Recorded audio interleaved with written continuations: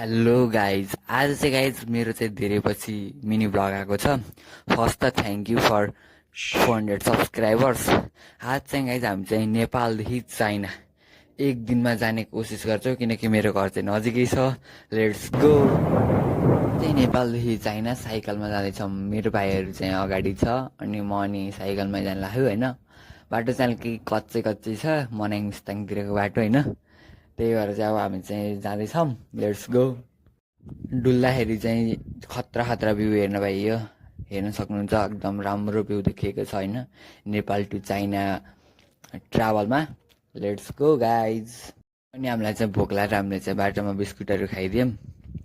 चाइनातिर औसली पनि रहेछ अनि हामीले औसलीहरू टिपेर पनि खाइदियौँ। अब चाहिँ हामी चाहिँ चाइना पुग्न लागिसक्यौँ होइन।